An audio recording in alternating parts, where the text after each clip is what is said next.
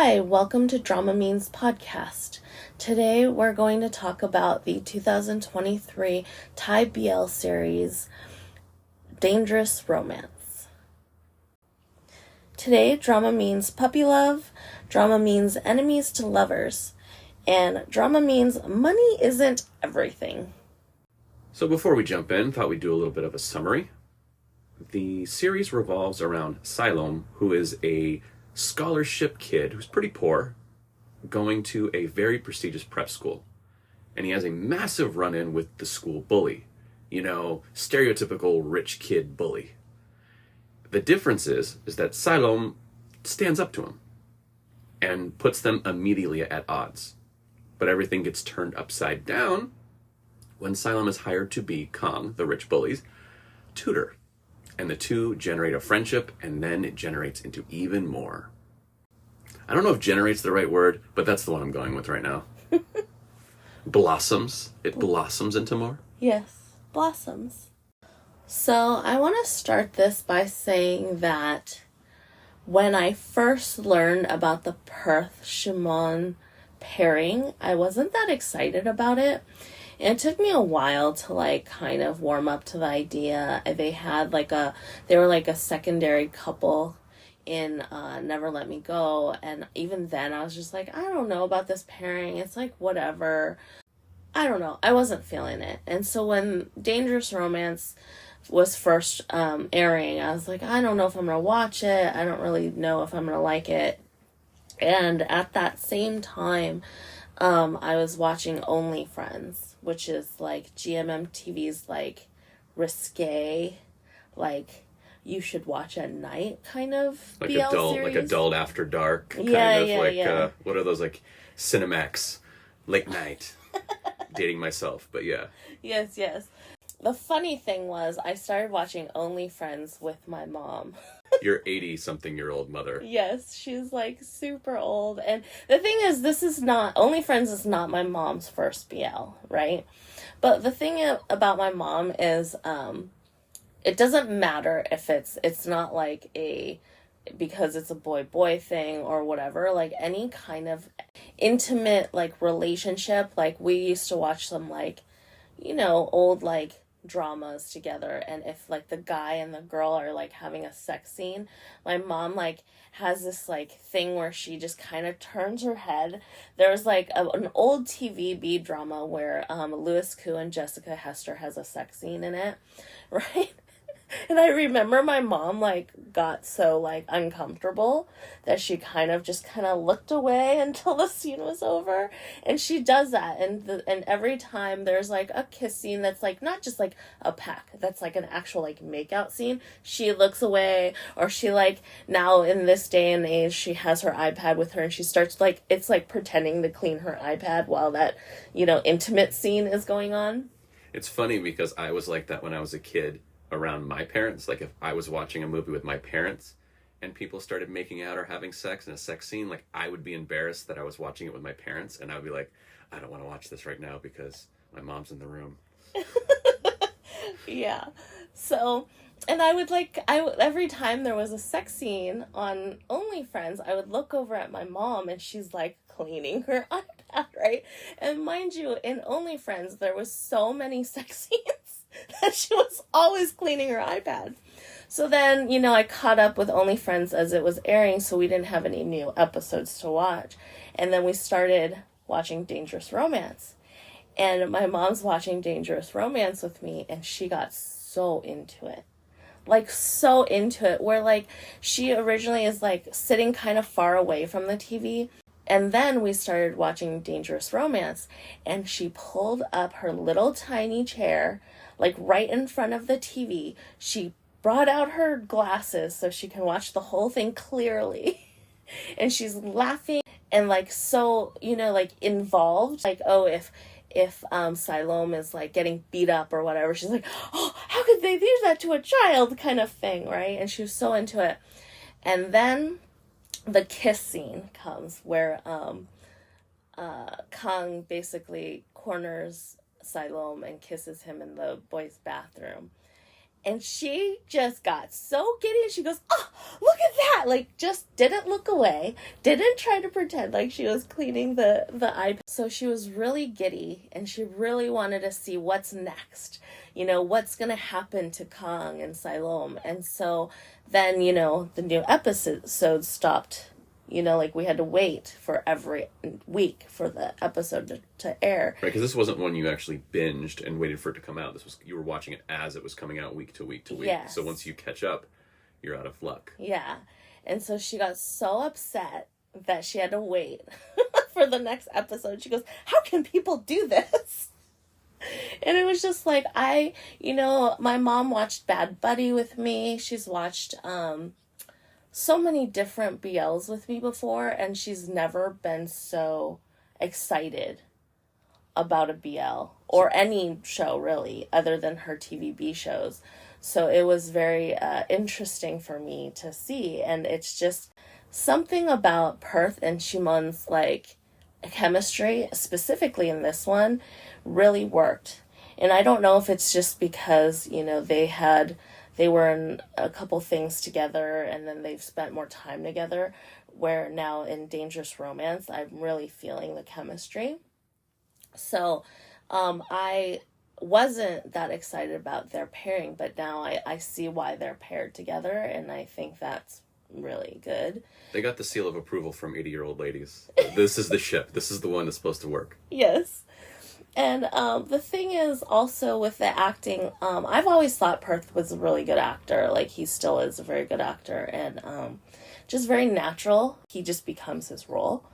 For me, Shimon could work a little bit more on his acting, especially with his crying scenes, because it didn't feel as natural as it should have felt.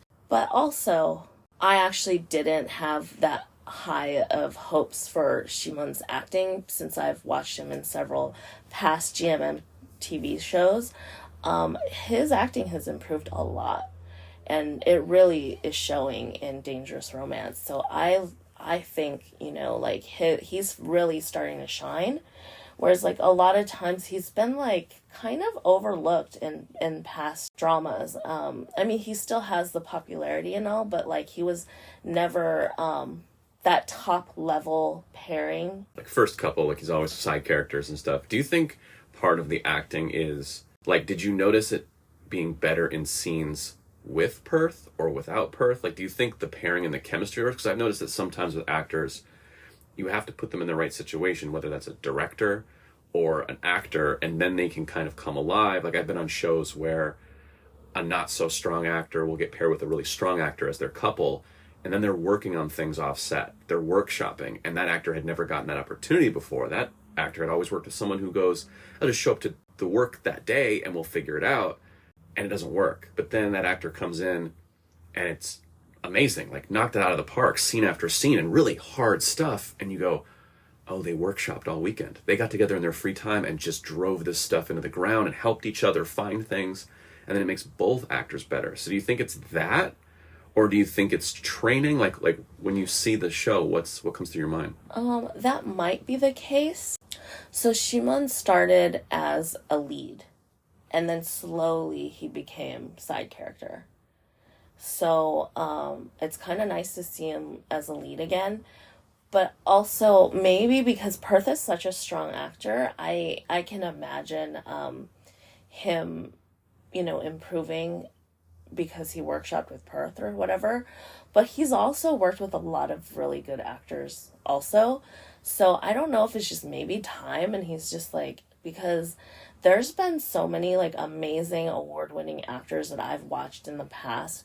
As a young actor, they were wooden. They did not know how to act.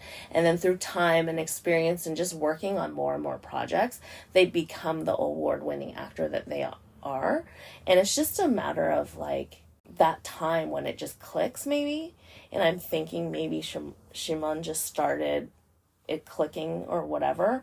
But there are some emotional scenes that you could see oh, it's a little unnatural, or there's a couple scenes where he's a little overacting and you can see it. And even my mom was like, oh, he's overacting right here. And it's just kind of interesting because my mom's not very good at watching acting anyway. But like still, they're really good. And the thing was, we were watching something else other than Only Friends before Dangerous Romance. It was also a BL, but it was like the acting was rough. And so when we were watching Dangerous Romance, my mom was very like, oh, they're really good. You know, they're really good, especially when we were watching some, like, really bad, not Only Friends, because Only Friends, like, there's good actors in it, but it was something like a side BL that I can't remember what I was watching, but yeah, so the acting is pretty good in it, and, like, production value, everything is pretty decent in it.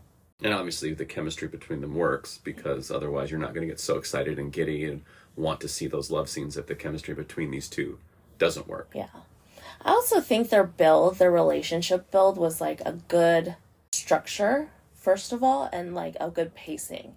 Mainly like from when it's like, I know a lot of people have this whole, and I also think it's weird when someone like starts having feelings for their bully. That also like really like I wouldn't understand that. Like, I wouldn't understand why you would fall for someone that's like, that starts out just being really mean to you. Like, I can't imagine falling for someone that's just like mean to me. You know what I mean? Yeah, it's starting, I mean, it's that, trope, the enemies to lovers or whatever, but comes a point where it's like, well, someone's been pretty crappy to you. Like, how do you take that first initial interest in order to grow? Like, I get where the ending comes, but it's that middle part. Like, how do you go from wanting to punch me in the face or getting punched in the face to like, oh, that might be a viable option? Like, that's a very hard transition. Yeah. So I think they actually made it plausible for like, oh, to discover that he's not really that bad.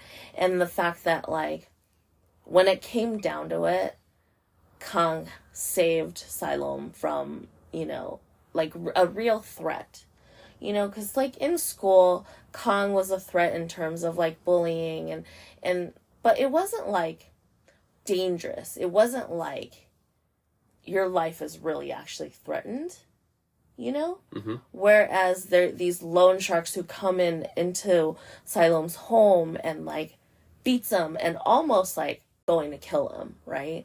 And Kang comes and rescues him, and like I can see when you start developing feelings for someone who like saved your life from real danger. Feels like the way that they built their relationship and the story and like the progression of their romance works.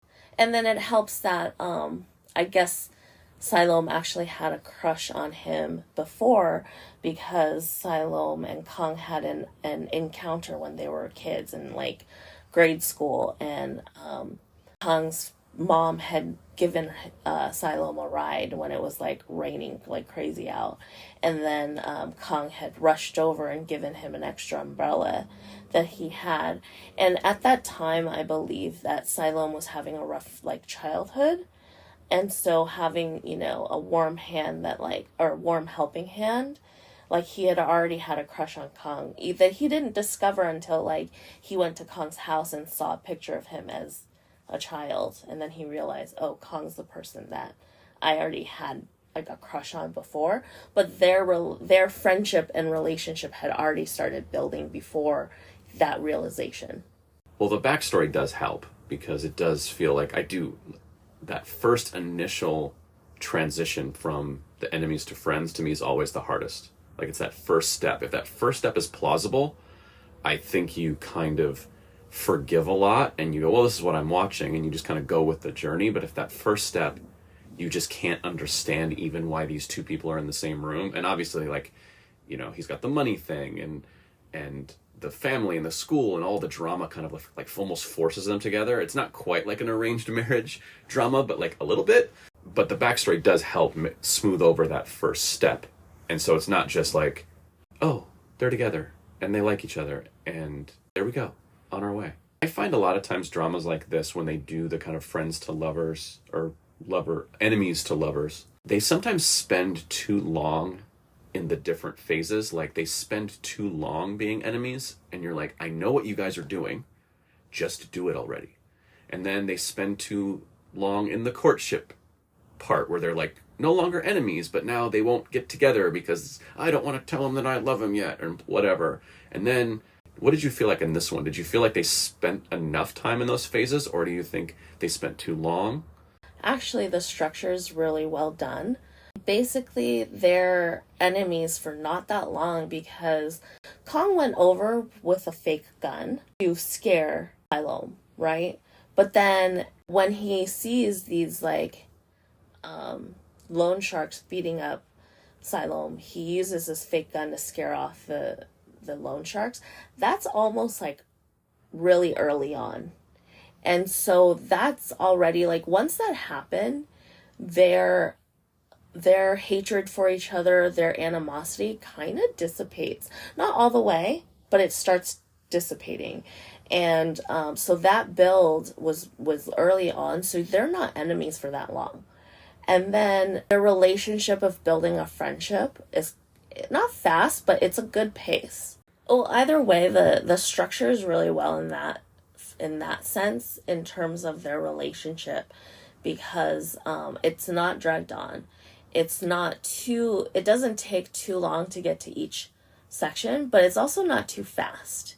Like, it doesn't feel that rushed.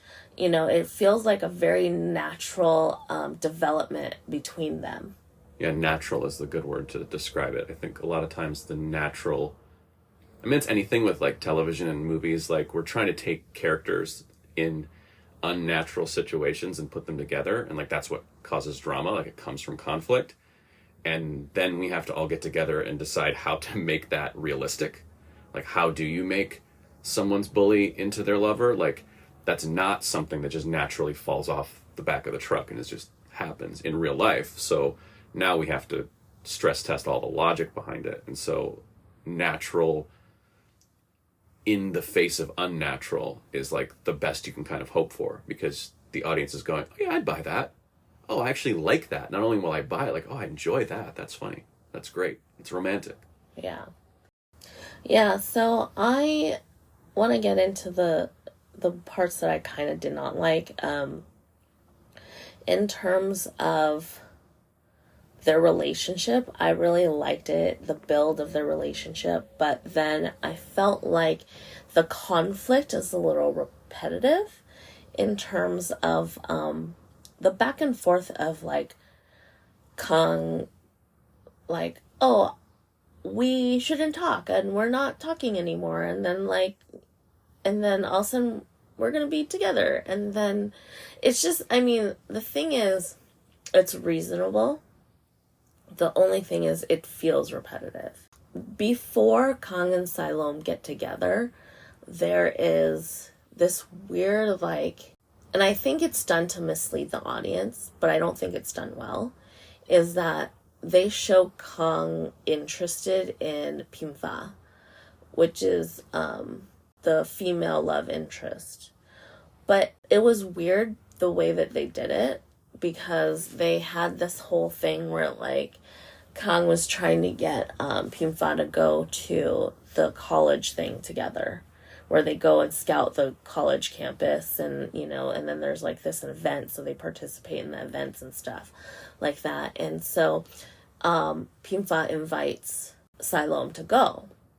So it's the three of them, not three of us, the three of them goes, and the whole time Kong is trying to like get rid of Siloam so that he could spend, quality time or alone time with Pimfa. And I just feel like, I don't think that should have been a thing. It's like a weird misdirect. Yeah, it was a really weird misdirect to the audience, and it just didn't feel real or organic.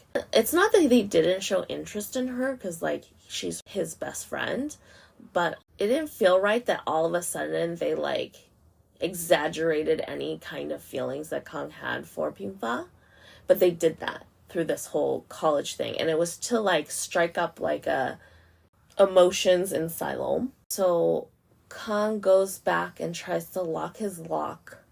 Supposedly, he wanted to lock his lock onto Pimfa's lock, right? And this like school event where it's like if you lock the two together, then like they'll go to college together or something like that. It's derived from that romance thing, right?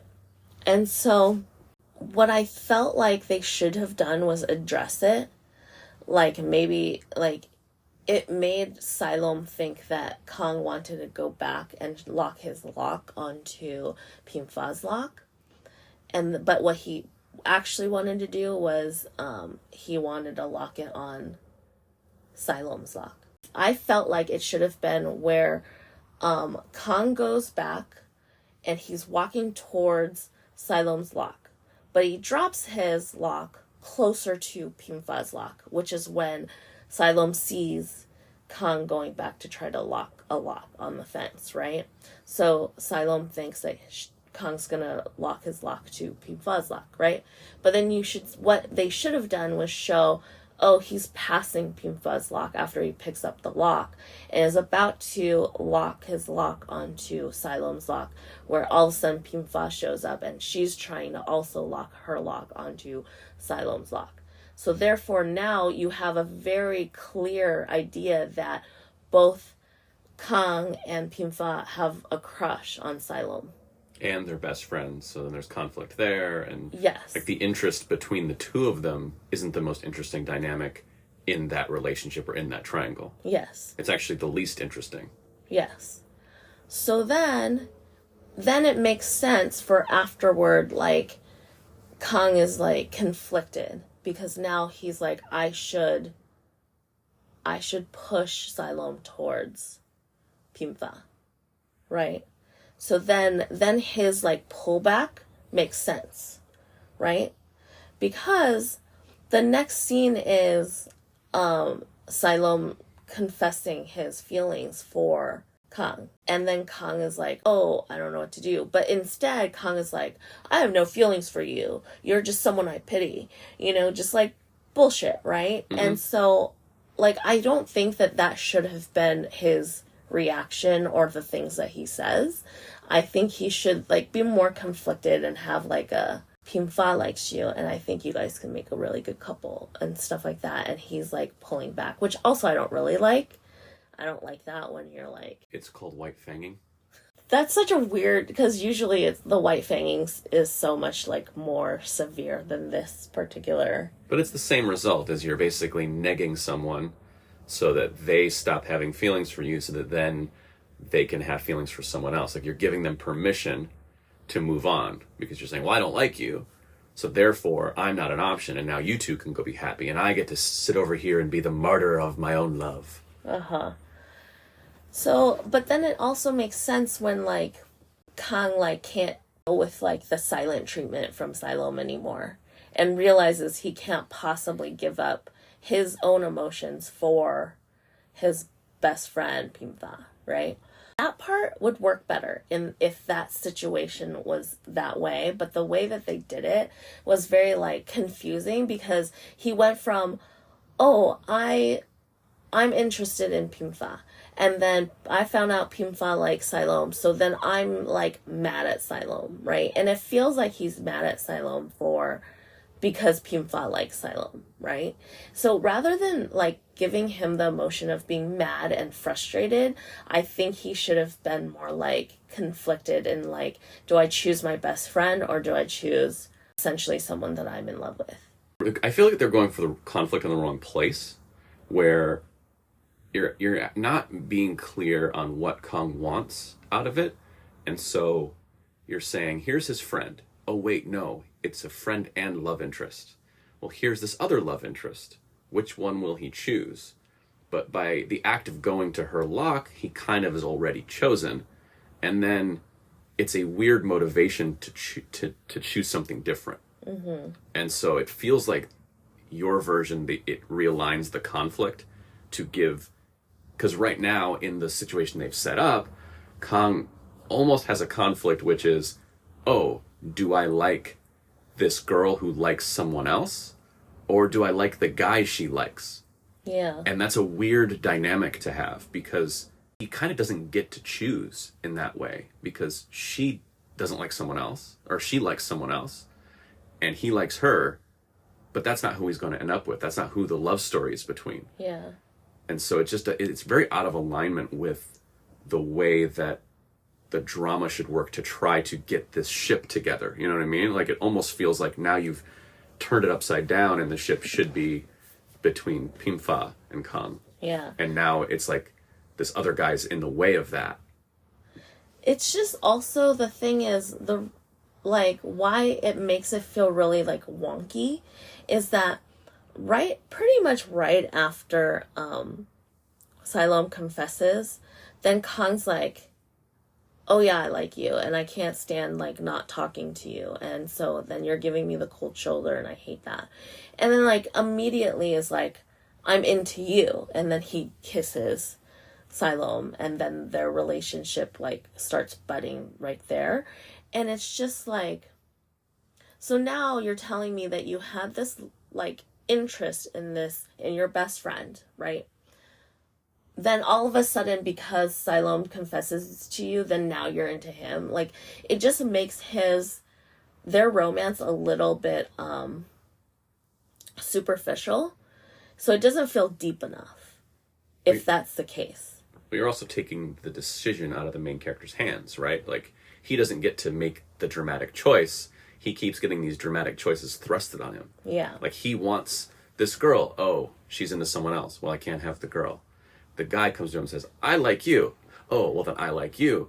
He hasn't made a single dramatic choice in either of these instances. He's just reacted. And I think it's very difficult in any story, but especially romantic stories, to keep the characters from being just reactionary. And I think one thing some people lose sight of is you have these love triangles and secondary characters. You forget that your main character, your lead character, or at least between the lead couple, decisions have to be made. It can't just be a reactionary event. It can't just be like, oh, this happened and so I feel this way. Like, they have to take the bull by the horns at some point in order to get what they want, because otherwise, what does he want? Like, that's what I'm feeling the confusion is, what does he want? Does he want her? Does he want him? And he's kind of being told what to want rather than going after it. Yeah. Well, in that aspect, it didn't feel natural.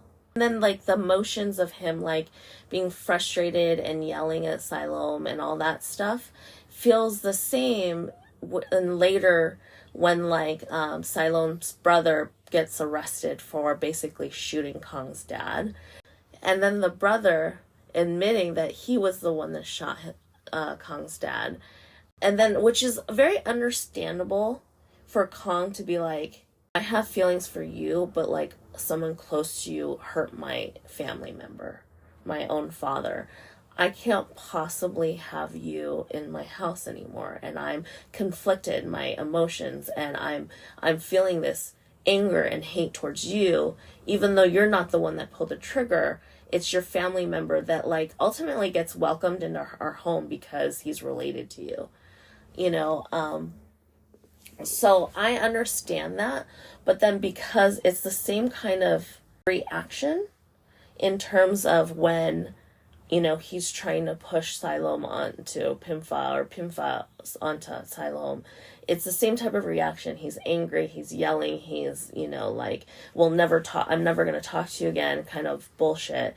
And then in this instance, your brother shot my dad, I'm mad at you, I'm angry, I'm yelling at you, I'm pushing you away. It's like that same repetitiveness. That's why I'm having an issue with it. I really think they should have had Perth act a different way in the first part, where, like, he's more struggling, rather than yelling in anger and frustration, he's more struggling with his inner, like sacrificing and, you know, being a good friend, that kind of emotion and reaction, rather than the anger. So then when you lead to the big climax of the series, his anger and his yelling and stuff is, like, justified, you know, and then you're not watching the same type of reactions in both things, and then which leads the show to feel very repetitive. Well, because it's one note. He's playing the same note over and over. He's just blowing it harder the second time. Exactly. So I think that this show could have been done better. It's not the actors, it's definitely a writer choice or a director choice in terms of just like making, I feel like it's easy, right? Because you're like, oh, we did it this way, we're going to do it again later, you know, but I just feel like there needs to be progression. Well, anger is very easy to do as far as like shouting is very easy to understand. You understand conflict. Like drama comes from conflict, shouting is conflict, therefore drama is shouting. And that's just much easier to do than the nuance of a character who's conflicted with a choice and making sure that you're clear about what he wants and what he's giving up by making these different choices so that you can build to something. And a lot of times it requires you to kind of work backwards from your endpoint or from, you know, your kind of final come together or blow up, and then kind of working backwards to make sure those things aren't repetitive, to make sure that you're having a progression rather than just, oh my God, shouting, okay, we're fine. Oh my God, shouting, okay, we're fine. Like, what is the nuanced, because the relationships are nuanced for the most part. Like, there's very few things that are just so cut and dry. I mean, another thing that comes to mind is we always say, like, people falling in love is very interesting, and then once they're together, it's very hard to create additional conflict. So once you put two characters together, it's kind of like you have two options. They're together or they're broken up. And the temptation is just to go back and forth between the two, is to go back and forth between happy and mad, happy and mad, happy and mad, because that's what couples do. They're happy and then they're mad, I guess. And it just like, it feels like that's the temptation that's why there are very few shows about very long marriages, because once you're together, it's like, oh, what's the drama? Of course there's drama. We all know there's drama in real life, but on a show, you're like, why am I watching this? The interesting part, the courtship, all the fun is already over. Yeah. So another thing that I think that this show really does badly are the thugs. Oh, that's the best part. That's the one I wanted to talk about the most. The thugs is so, they're just, it's so one note. They're like such a caricature of what a loan shark / like thug guy. He's not even like a mob boss because he has like maybe 4 people that like work for him. You know what I mean? Like, it's just this just generic thoughts of what thugs are, and it's just, and then the actors who play the thugs are so bad. I mean, minus Pepper, which Pepper didn't do much in the show. I mean, like, he did, but he didn't. Like, there wasn't anything to showcase any acting, really. So, but other than that, like, the you know, thug people are so generic and so ridiculous. At the end, in like the end scene where like they show up at the hospital to try to kill the dad who is like basically woken up from his coma, right? And it was so ridiculous and so stupid because you're like, God, you're like the stupidest thugs ever in the world. But like, he shows up with a gun, right? Planning on shooting the dad again, which is like, really, you're gonna go to a hospital to shoot like somebody? Like, you literally are like, oh, I have to get away, or like get away with murder, like shooting him in the first place. So you have this scapegoat, which is Asylum's brother, right? And then you're so afraid that he's going to wake up and like remember how you look, but then you're just going to show up at the hospital, like broad daylight too, to shoot the guy, and you think you're going to get away with it. It's just so stupid, right? And then, so on top of that, he shoots at the kids who show up, like it's a phone call from, I forgot Pepper's character name, so I'm just going to call him Pepper. So he gets a call from Pepper and basically is like, the thugs are going to go kill Kong's dad. You have to go save Kong's dad, right? So they rush in there. And, like, literally, they're the first ones to, like, enter the room, which is, like, really weird for these high school kids to go in. Like, you know, it just feels like they should have called cops or, like, let doctors, like, personnel at the hospital know that these thugs are going to go kill someone in this hospital, right? So then they come in, and then the thugs immediately, like, they shoot at Asylum, but then Kong, you know, uses his body to shield Siloam, so then he gets shot in the arm. And then they're like yelling at the thugs, right? And then the thug literally says, shut up, Are you trying to get me caught by yelling so loud? As if him fucking shooting this gun off isn't gonna tell everyone that he is there, you know? And like, it's not like he has a silencer on the gun or anything like that. So it's just like, he's such a joke. And I just started like hysterically laughing during the scene. There was no like, there's like no suspense or like any kind of worry that, you know, any of them are gonna get hurt. Because they're buffoons. They're just dumb. Total buffoons. And it's just like, it doesn't even make sense that they're behaving the way that they're behaving, but like, whatever. And they just like, because I know they're not the main focus in this series, and so they didn't put any effort into creating believable thugs. Right. Well, because it's not what the show does, right? The show does the relationship and the romance and the bullying and the back and forth and the love triangle and the family drama. But then you're asking the show to suddenly be an action, suspense, crime thriller, which nobody is equipped to do. But then they try to do it, but then they're doing the like romance novel version of bad guys. Yeah. Like, that's that drives me nuts sometimes, is that shows want to be two things. Like, I appreciate it so much when a show knows exactly what it is. And a show is tempted to maybe go outside of their tone, but they're like, no, that's not what our show is. Like, our show is an action comedy. We do action comedy. We don't do the world is on fire. You like watch old episodes of 24, and it's almost shocking how much comedy there isn't in it. It's just completely dry. It's so comedy-less. But that was their tone, and it worked because they didn't ever try to exist outside of that realm. If they would have all of a sudden been wisecracking, like, you know, 21 Jump Street, and just like bagging on each other and doing comedy scenes, you'd be like, what am I watching? And I feel like a lot of times shows go, well, we want action and we want suspense and we want, like, you know, them saving his life, and I want him jumping in front of the gun and the bullet. Like, you want all those like cliche save life moments. And someone needs to raise their hand and go, but we don't do that. Like, but we don't know how to do that good. So if we're not going to hire consultants or somebody else, or have someone in your staff that is good at that, like, just don't go there. Yeah. So that was like one of like the dumbest things in the whole show is the thugs. Like, they had bad planning. They had like just no brains basically. And so, which whatever, because it's not important for the show really, even though they are like the main climax of the whole show. They, like, the couple themselves don't have that much of animosity.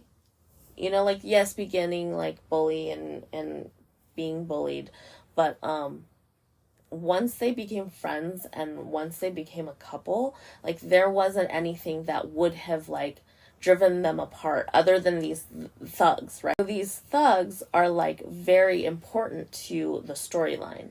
So I feel like these thugs should be taken more seriously in terms of casting or like their motives and things like that. But they really didn't give a fuck about these thugs at all. So it takes you out of the drama. I'd have to say, like, I was very much into the drama at the first half of the show.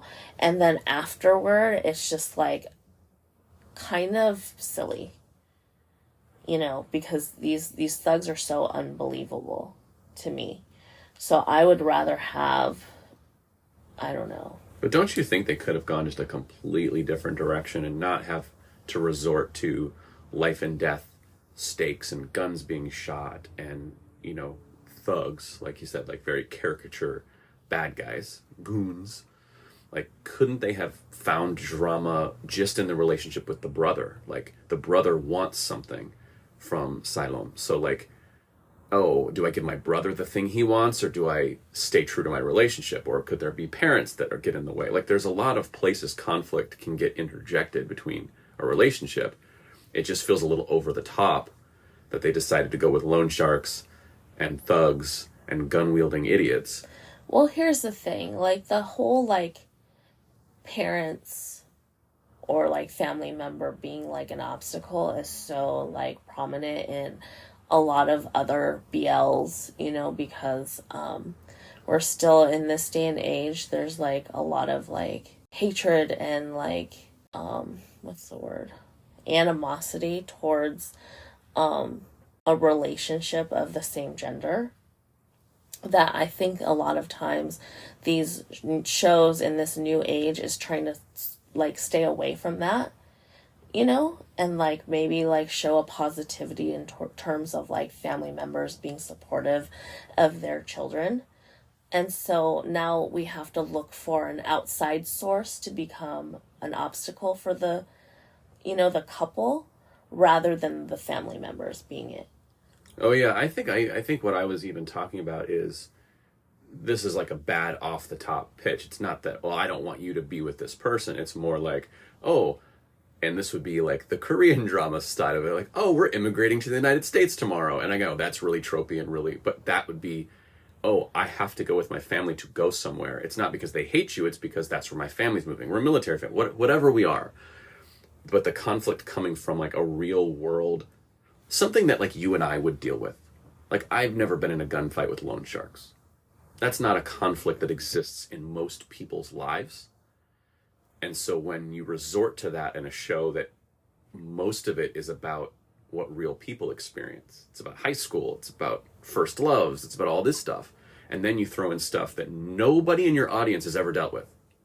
Like, your audience has never been in a gunfight with a loan shark. And now you're expecting me to go, oh, well, that's what brings the two together, or that's the kind of thing they have to tackle together and be the couple, and oh, thank God you saved me. Sometimes I just wish a show like this would stay true to the organicness of your audience is watching this as if they could experience these things. And then you go so far above what the audience could possibly experience in their own love stories. And then it just like stops making sense. And you do it poorly. Yeah. So I don't have the answer to like what the conflict should have been at the end if it's not loan sharks, but it does feel like it's not a thing you have to go down. Conflict can come from a lot of places. It can be more intellectual than that. But then why would it be called dangerous romance if you're not put in danger somehow by being in this romance? Because all romance is dangerous. Oh God, get out of here. It endangers the heart. Shut up. Ew. Shut up. Feelings are broken. In a world where feelings are broken, romance is dangerous. Only one man can graduate high school and go to college with his love, or his best friend, or his brother, or the gun-wielding gangsters. What the fuck are you talking about? I don't know. I got a little carried away with my in a world voice. Uh-huh. I'm gonna start doing the intro of this podcast like that. In a world where drama means puppy love. Okay, anyway, we're so off topic. We're off the rails. Yeah, so that's basically my problems with the drama. For the most part, I really liked it. It was very much one of those shows where I like wake up every Friday to go watch, like that's my excitement. Friday mornings, I'm going to watch Dangerous Romance. So, and now it's done. What am I looking forward to now? What's Mom looking forward to now? Well, Mom needs to still finish Dangerous Romance, so I have to let her watch it because she doesn't know how to watch it on her own. And we've come to rankings time. Yes, we did. I'm going to go first. I think solely because of Bad Goons, and that's what I'm basing off of Bad Goons. This would be stepping out to get fresh air. 6 out of 10. I just don't think you got to go there. I think they could have been smarter. They could have figured out something better. I think that's dumb. It kills the tone. Bullying, beating up, like that kind of violence, I get. Like in high school. In high school, I get it. Just this felt so over the top. And so, I don't know, like I said, I'm really bad with when things don't end well. When you start something strong and then it kind of goes off the rails, like that's it really gets to me. So, anyway. Yeah. I think for me is onboard karaoke. I really want to give it but in the buffet line, but I think there's enough of it that I would have to knock it down to onboard karaoke, which is still like a 7 out of 10. And the thing is, I really like the acting. I liked, Parth and Shimon's chemistry, and I like how their relationship developed. it's just, there was just enough of like, you know, again with the weird addition of this love interest in Pimfa, that was like, I felt really coerced. And then the thugs is really, really bad. Just really bad. And then the whole, you know, repetitiveness of the anger, and then we like each other, and then anger again. And it's just kind of like this one note or one trick pony almost. And then also, quite frankly, it's not a new story. It's not that fresh. You know, the way they get together of bullying, like, you know, the other. And it's just like, we've seen this story before. It's not that new.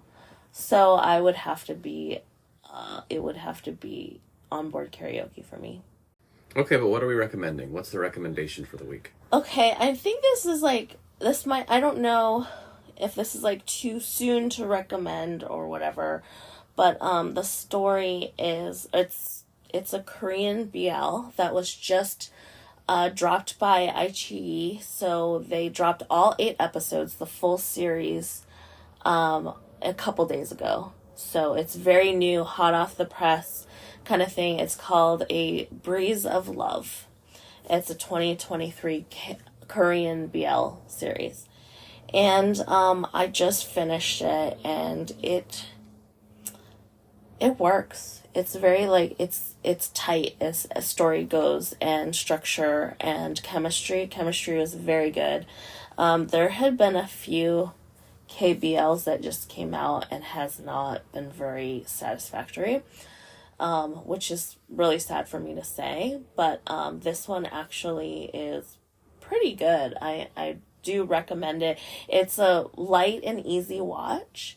It goes by really fast. They're 20-minute episodes, and there's only 8 episodes. So, like, you can watch it in you know, like an afternoon, and you're done. I definitely recommend watching this. See for yourself if you like it. We may go into it deeper, maybe in the future. I'm not really sure if we'll talk about this series or not, but I definitely recommend it. And yeah, the acting is on point, which is, I've actually never seen the actors before in anything else, and I was pleasantly surprised. So definitely watch it and give it a chance. Maybe that is one that people take the rec and then come back and listen to when we actually talk about the full thing on an episode. Yeah. So, for next week, I believe will be our last episode of the season. We're going to take a short break for the holidays and then start off season 2 next year. Sometime in January. I haven't really decided when we're coming back, but we will keep you posted. But we're going to do something that, you know, it's not our normal episode. We're going to do our first ever Drama Means 2023 awards ceremony. Ooh, I can't wait to see who wins best hair. Anyway, we will try and compile a list of best of whatever. And worst of whatever. Yes. So, do look forward to our next episode where we just randomly award shows for stuff. And some of the shows will be ones we didn't even talk about on the podcast. Some will be some that we went into very deeply. It's going to be kind of all over the place, but it should be a fun kind of year-end review of what came out and what we enjoyed and what we didn't. So make sure to come back. Yes, so we will see you next week. And thank you for listening.